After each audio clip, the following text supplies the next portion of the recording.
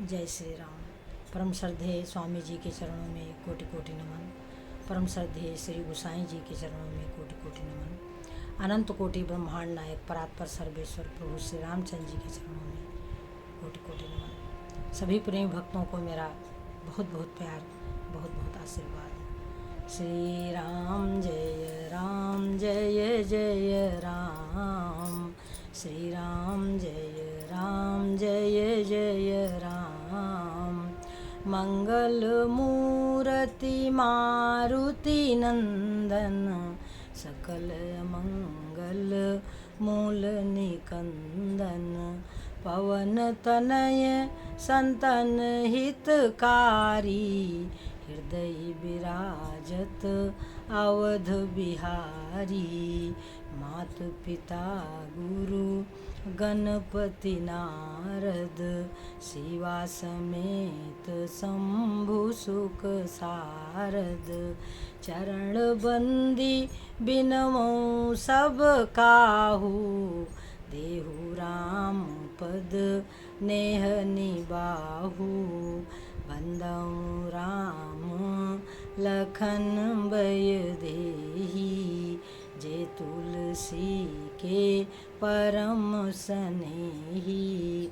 जे तुलसी के परम सनेही। श्री राम जय जय राम। श्री राम जय जय राम। तो सज्जनों कि बंदों राम लखन बैदेही, और जे तुलसी के परम स्नेही। परम श्रद्धेय श्री गोसाई जी का जो भाव है सज्जनों, वो बड़ा ही मधुर है, बड़ा ही सुंदर है, और बड़ा ही दैन्य भाव है। श्री गोसाई जी में दैन्य भाव बहुत है सज्जनों। एक बात समझ लें, जिसमें जितना दैन्य भाव होगा ईश्वर के प्रति, उतना वो समझ लो कि अपने क्षेत्र में आगे है। भगवान को दीनता बड़ी प्रिय है। कह रहे हैं कि दीन सबही को लखत है, दीन ही लखै न कोय। दीन सबही को लखत है, दीन ही लखै न कोय। जो दीनन को लखत है, जो दीनन को लखत है, दीन बंधु समोय। तो सज्जनों, श्री गोसाई जी का एक छोटा सा बहुत प्यारा सा भजन है, बहुत ही कारगर है कि रघुबर तुमको मेरी लाज, रघुबर तुमको मेरी लाज, प्रीतम तुमको। श्री गोसाई जी कह रहे हैं कि सदा सदा मैं शरण तिहारी, सदा सदा मैं शरण तिहारी। तुम हो गरीब निवाज, रघुबर तुमको मेरी लाज, प्रीतम तुमको मेरी लाज, रघुबर तुमको। सज्जनों, भगवान जिस पर कृपा नहीं करेंगे उस पर कौन कृपा करेगा। पतित उदाहरण बिरद तिहारो, पतित उबारन बिरद तिहारो। श्रवण नि सुनी आवाज, रघुबर तुमको मेरी लाज, प्रीतम तुमको। आघ खंडन दुख भंजन जन के, पाप को समाप्त करके दुखों को दूर करना। आघ खंडन दुख भंजन जन के, यही तिहारो काज, रघुबर तुमको मेरी लाज, प्रीतम तुमको। कह रहे हैं श्री गोसाई जी कि तुलसीदास पर कृपा कीजो, तुलसीदास पर कृपा कीजो। भगति दान देहु आज, रघुबर तुमको मेरी लाज, प्रीतम तुमको मेरी लाज रघुबर तुमको। तो सज्जनों, हमें जैसे जीव को क्या होता है कि उसे रोग है, कोई जीव को मान लीजिए कोई रोग है, तो उसके लिए क्या करना है, उसको उस रोग के डॉक्टर के पास जाना है, बाकी कुछ नहीं करना है। डॉक्टर के पास जाके अपने रोग को बताना है कि डॉक्टर साहब हमको ये परेशानी है। अब बाकी का कार्य, रोग को समझना, रोग के अनुसार दवा देना, ये तो सज्जनों डॉक्टर का कार्य है, ये तो हमारा कार्य थोड़ी है। हमें तो बस उस डॉक्टर पर विश्वास रखना है कि वो जो दवा दे रहा है, वो जो औषधि दे रहा है, वो हमारे लिए हितकर है और उससे जो हमारा स्वास्थ्य है वो ठीक हो जाएगा। बस ये बात है। हमारा भाव क्या है कि डॉक्टर पर हमको पूरा पूरा भरोसा है।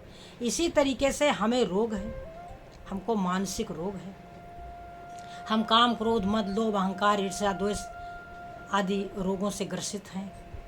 ये बहुत ही दुष्ट हैं, रोग है ये, जो हमारे भीतर पल रहे हैं, जो हमारे मन में बैठे हैं, जो हमें निरंतर दुख देते हैं, कभी क्रोध के द्वारा, कभी काम के द्वारा, कभी लोभ के द्वारा, कभी अहंकार के द्वारा।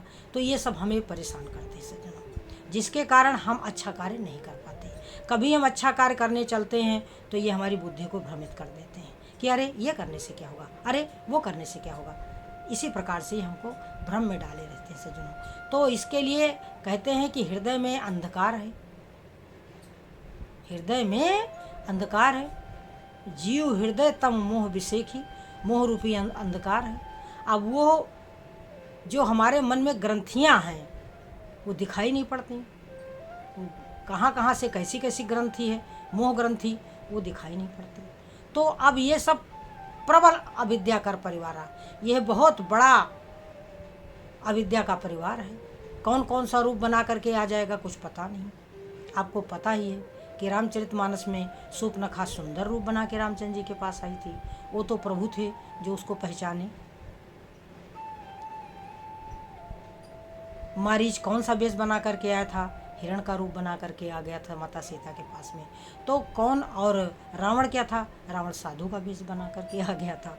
तो ये सब प्रमाण है कि रावण साधु का वेश बना के आ गया, और क्या कहते हैं, मृग जो है, मारीच जो है मृग का रूप बना करके आ गया, यानी मृग तृष्णा, और सूर्पनखा सुंदरी बन करके आ गई। तो प्रभु ने क्या किया।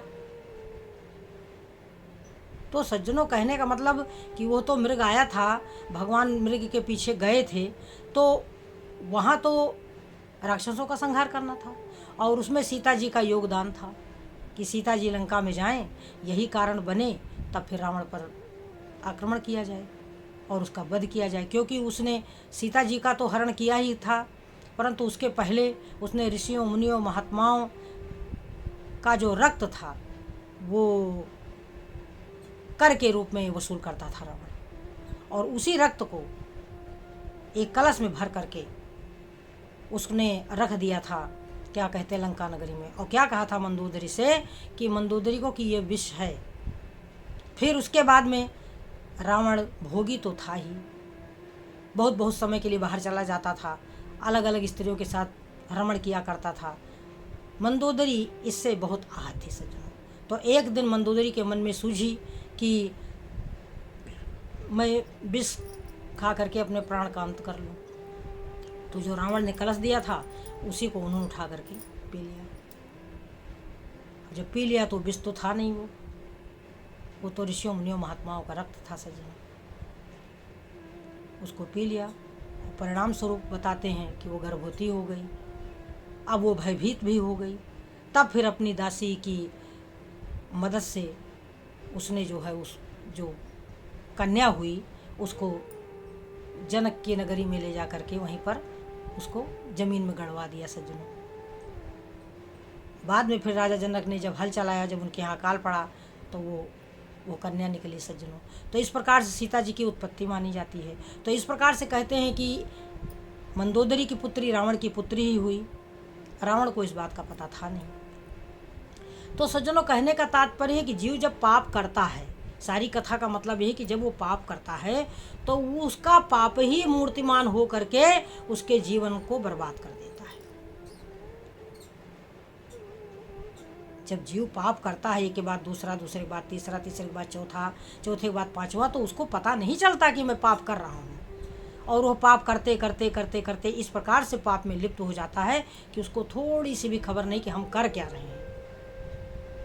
हम भ्रमित हैं, हम गलत कार्य कर रहे हैं और आगे इसका परिणाम गलत होगा सज्जनों। तो ये चीज़ उसको भूल जाती है। माया के भुलाव में आ करके वो सब भूल जाता है सज्जनों। तो हम माया के चक्कर में ना पड़ें और हम भगवान का भजन करें, शास्त्रों का चिंतन करें, शास्त्रों का पठन पाठन करें और पठन पाठन करके हम अपने मन को प्रभु के चरणों में लगाएं। और भगवान के चरणों में लगाने से क्या होगा कि भगवान के शब्द हमको याद आएंगे कि जब मेरे वो स्वामी हैं तो कब कहाँ उन्होंने किस बात को किससे कहा हुआ है। कि जैसे मैंने पिछले वीडियो में आपको बताया कि माता कैकेयी ने कहा और प्रभु श्री रामचंद्र ने सहर्ष स्वीकार कर लिया बन जाने के लिए। तो ये क्या है, ये माता पिता की एक तरफ से तो आज्ञा है और दूसरी तरफ से क्या है, जगत का कल्याण है। कि जब तक प्रभु घर से बाहर नहीं निकलेंगे तब तक जगत का कल्याण कैसे होगा। और रही गई बात अब संतों की, तो संत तो भगवान के सज्जनों प्रतिनिधि हैं। वह भी यदि भ्रमण नहीं करेंगे थोड़ा बहुत तो उनको किसी विषय का ज्ञान नहीं होगा। थोड़ा सा संसार में भ्रमण करते हैं तब उनको थोड़े में ही समझ में आ जाता है कि ये संसार क्या है, ये संसार नित्य है कि अनित्य है। संसार की नश्वरता का ज्ञान और बहुत सारी चीज़ों का जो ज्ञान होता है वो घर से बाहर निकलकर भ्रमण करने से जीव को हो जाता है और शास्त्रों को पढ़ने से भी हो जाता है। क्योंकि संसार में जब निकलेंगे तो हम प्रैक्टिकल करेंगे, हम देखेंगे कि उसमें उसको उपभोग करके देखेंगे। तो इस प्रकार से जो संसार का ज्ञान हो जाता है। और फिर उसके बाद में जब संसार का दो चीज़ें हैं, यदि संसार का असली रूप आपको दिख गया तो आप संसार को त्याग देंगे। संसार का असली रूप यदि आपको दिख गया तो आप संसार को मन ही मन त्याग देंगे।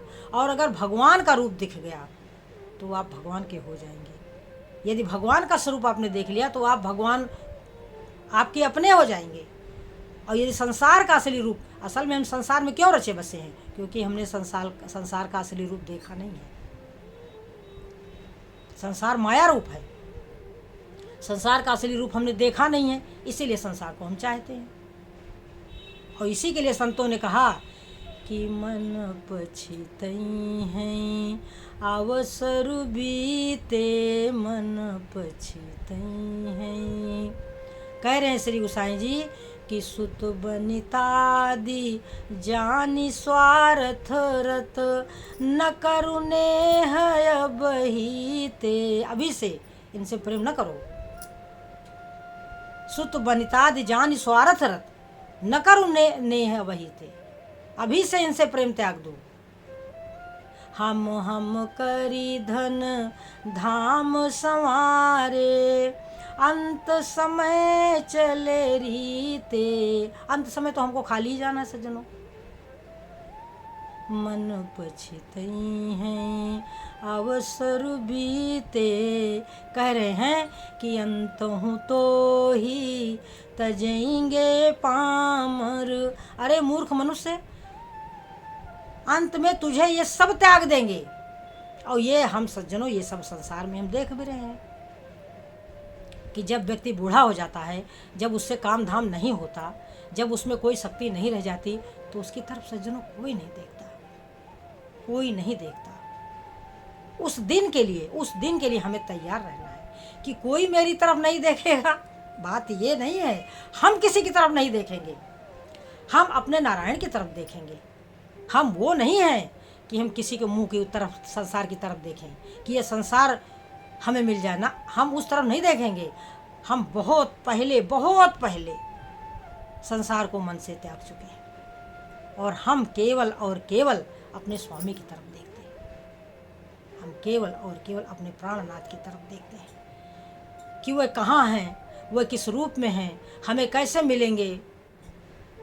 ये सब हमारा उद्देश्य होता है। तो सज्जनों, ये जो संत होते हैं ये भगवान के प्रतिनिधि होते हैं और इनको भगवान संसार के कल्याण के लिए ही संसार में भेजते हैं कि जाओ संसार का कल्याण करो जा करके। सज्जनों, तो भगवान स्वयं भी आते हैं तो जगत के कल्याण के लिए आते हैं, कि सोई जसु गाय भगत बहुत तरही। शंकर भगवान पार्वती जी से कहते हैं कि पार्वती, जब जब होई धर्म की हानि, बाढ़ई असुर अधम अभिमानी, तब तब प्रभु धरि मनुज शरीरा, हरहि कृपा निधि सज्जन पीरा। तो सज्जनों, तब तब प्रभु धरि मनुज शरीरा, हरहि कृपा निधि सज्जन पीरा। तो वो तो संसार में नारायण हमारे आते ही हैं धर्म की स्थापना के लिए, और ऐसी लीला करते हैं कि जिससे हमारा ये जो संसार है वो सुखमय रहे। सोचो, अगर भगवान मनुष्य शरीर धारण करके अगर इस प्रकार की सुंदर मधुर लीलाएं न करते तो हम क्या जानते उनके विषय में? हम कुछ भी न जानते सज्जनों। तो जो निर्गुण निराकार ब्रह्म है वही सगुण साकार बनते हैं। शंकर भगवान ने पार्वती जी से कहा कि सगुण ही अगुण ही नहीं कछु भेदा, और गाँव ही मुनि पुराण बुध भेदा। निर्गुण में और सगुण में कुछ भी भेद नहीं है। गाँव ही मुनि पुराण बुध भेदा। तो सज्जनों, हमें भगवान को जानना है और हमें भगवान को पाना है, और भगवान को पाने के लिए कहीं बाहर नहीं जाना है। देखिए, वस्तु तो घर में है और ढूंढ रहे हैं बाहर। घटही माहि निरंजन तेरे तय खोजत उद्याना। तो वस्तु तो घर में खोई है और ढूंढ रहे हैं बाहर, तो कैसे मिलेगी सज्जनों? हमारे भीतर ही नारायण है, और हम उनका भजन करके, शास्त्रों को पठन पाठन करके, भगवत चिंतन करके, संतों के वचनों का श्रवण करके हम उस तत्व को जान सकते हैं। क्योंकि सज्जनों, परमात्मा तो तत्व स्वरूप है। तो अंतों तो ही तजेंगे पामर तू न तजे वहीं से। तो संसार की नश्वरता को पहचाना जाए कि हर व्यक्ति अपने सुख के लिए जी रहा है, हर व्यक्ति अपने सुख के लिए जी रहा है। तो हम देखिए, संसार जो है स्वार्थी है सज्जनों, परंतु जो संत होते हैं वो परम स्वार्थी होते हैं। संसार स्वार्थी है लेकिन संत परम स्वार्थी हैं। वो परम धन की तरफ देखते हैं। स्वार्थी वो भी हैं परंतु वो परम धन की ओर देखते हैं। एक संसार है जो धन की ओर देखता है, और एक भगवान के भक्त है वो परम धन की ओर देखते हैं। तो सज्जनों, परम धन तो परमात्मा ही है। परम धन तो परमात्मा ही है। उनका नाम, गुण, लीला, तत्व और रहस्य ही परम धन है। इसलिए इस परम धन को हम पकड़ें। संसार तो नित्य हमसे छूट रहा है। संसार कब हमारा था? बचपना गया, जवानी गई, बुढ़ापी आ रही है, फिर एक दिन हम मिट्टी में मिल जाएंगे सज्जनों। तो मिट्टी में मिल जाएं इससे पहले ही अपने नारायण को चेत लें, और चेत ही ना लें, संसार को भी जगाने का प्रयास करें। क्योंकि जब हमें धन मिला है तो उसको हम दान करेंगे। इसी तरीके से हमको ज्ञान रूपी धन मिला है, प्रेम रूपी धन मिला है, संत वचन रूपी धन मिला है, तो उसको भी हम संसार वालों को प्रेम पूर्वक, श्रद्धा पूर्वक, अनासक्त भाव से बांटते सज्जनों। क्योंकि उसमें क्या होगा कि उस धन को बांटने में एक बहुत बड़ा लाभ है कि वे कृते वर्धत यो नित्यम, वे कृते वर्धत यो नित्यम, विद्या धनम सर्व धनम प्रधानम। और फिर ये तो ब्रह्म विद्या है सज्जनों, ये तो प्रेम धन है, इसको तो हमें बांटना ही बांटना चाहिए। तो सज्जनों, अब इन्हीं शब्दों के साथ हम अपनी वाणी को विराम देना चाहेंगे। फिर वही बात कहेंगे कि हमारा उद्देश्य है कि हमारा भी कल्याण हो जाए, और जो हमारे संपर्क में हो सज्जनों, जो हमारे संपर्क में हो उनका भी कल्याण हो जाए सज्जनों। तो जय मीरा के गिरधर नागर, जय तुलसी के सीताराम, जय नरसी के सांवरिया, जय सूरदास के राधे श्याम। श्री राम जय राम, जय जय राम, भज प्यारे तू सीताराम। जय श्री राम।